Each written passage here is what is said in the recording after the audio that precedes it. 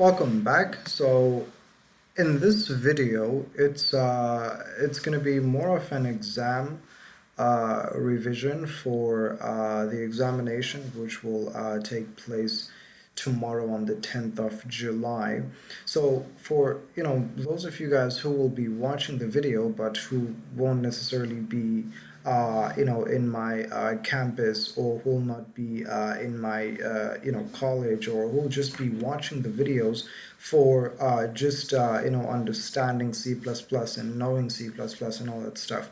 You guys can also sort of do these revision questions to test your knowledge, to see exactly how much have you gained throughout this entire C++ tutorial series.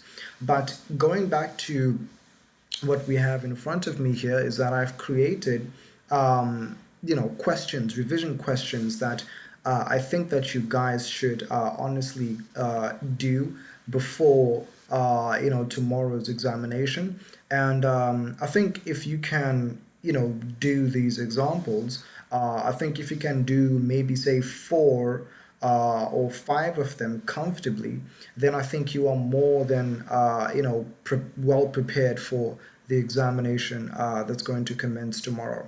So the first question that we have is, number one is create a program that will have a function of the integer data type, right? The function should contain three parameters of the integer data type. The function should return the largest value from the three, right? From the three what? From the three parameters.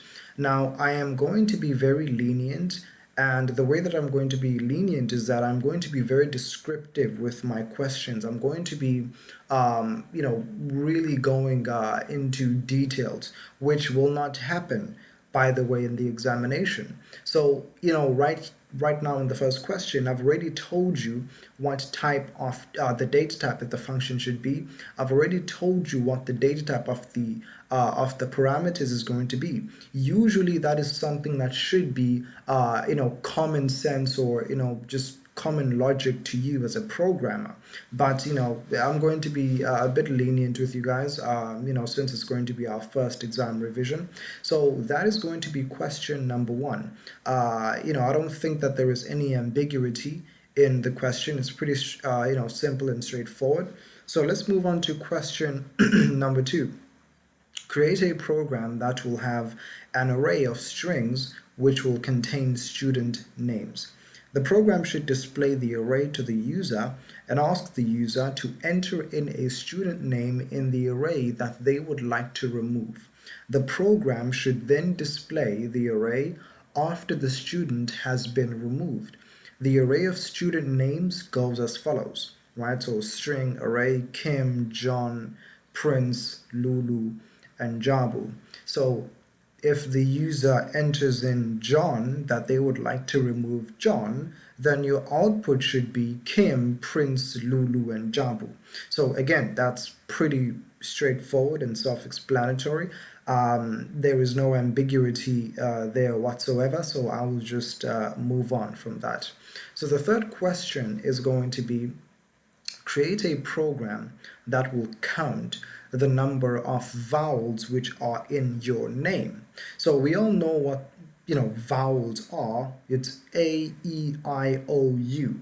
So if you take your name, and so basically you are going to be inputting your own name, and then you are the program is then going to count exactly how many vowels are in your name, if there are any vowels in your name. So that's the third program that you guys should do. So again, it's a pretty straightforward question. There is no ambiguity there. I did not do anything to obfuscate the question. It's just straightforward, right? So question four: create a program which will have two parallel arrays. So the first array should be an array of the string data type called days array, and an array of the integer data type called numbers array. The program should ask the user to type in a number between 1 and 7 and display the corresponding days array value.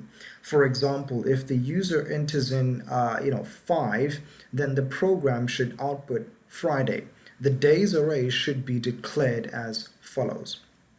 So then I've even went ahead and declared the array for you guys. So we have the days array. It starts from Monday and then it goes all the way up to Sunday.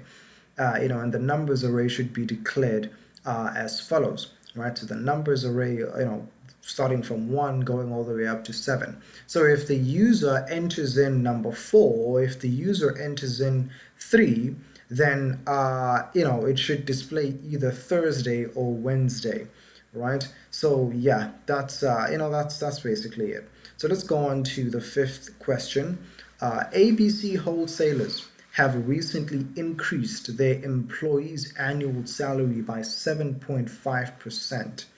The accounting department wants to know exactly how much will the increase be so that they can record that amount in their journals.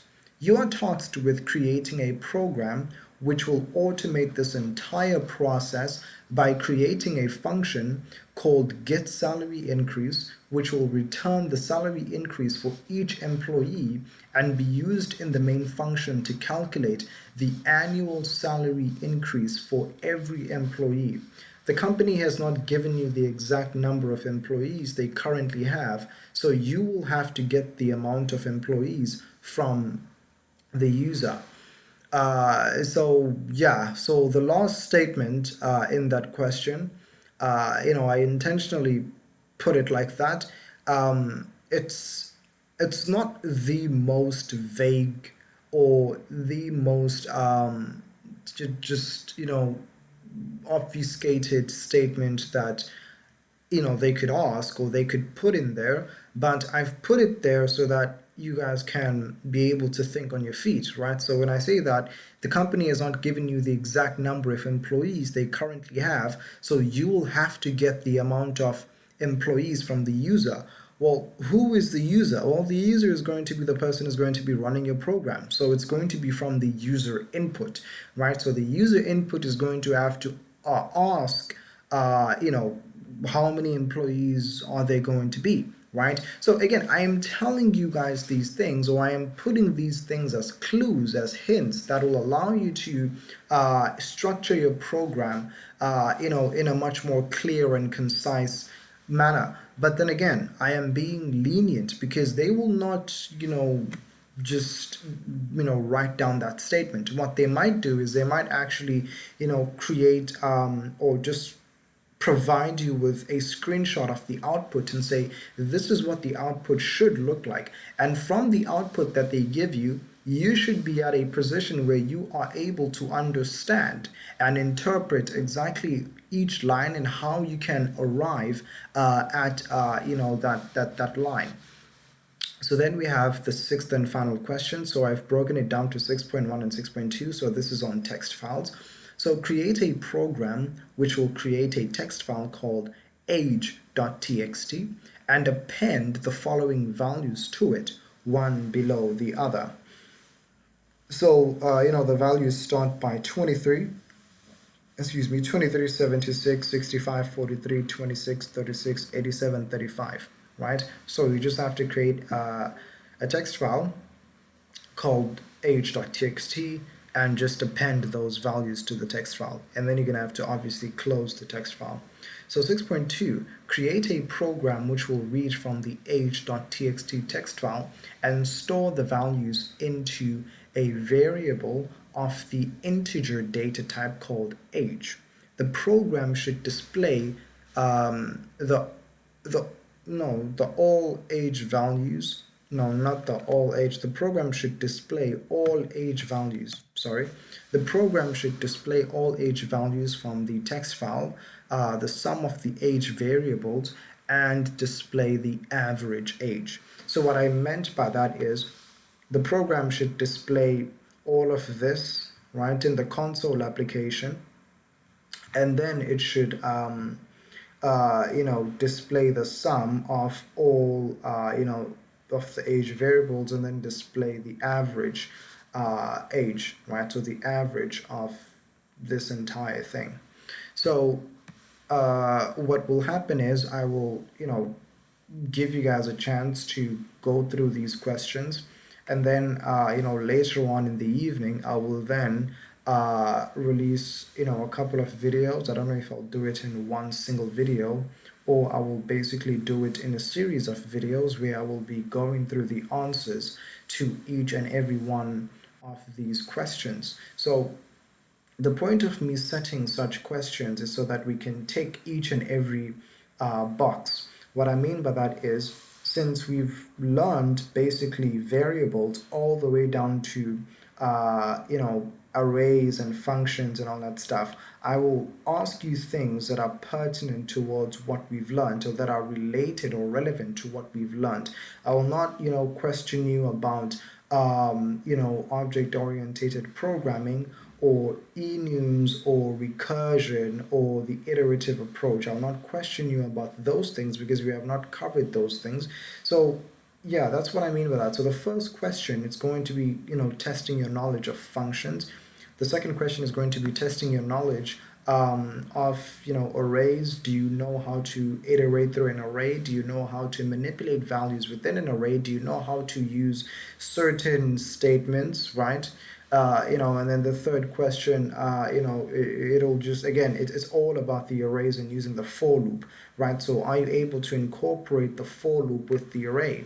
And then the fourth question basically deals with your understanding of parallel arrays. So yeah, that it just deals with parallel arrays and the for loops and all that stuff. And then the fifth question, it deals with your understanding of loops, right? I will not be too specific on which loop, because then I will be giving you the answer. So it deals with your understanding of loops, it deals with your understanding of functions, and it just deals with your understanding of the sentinel value. What is a sentinel value and how will it be used?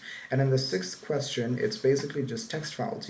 Can you create a text file, and can you read values and manipulate those values that are within a text file? So that is going to be it for this particular video.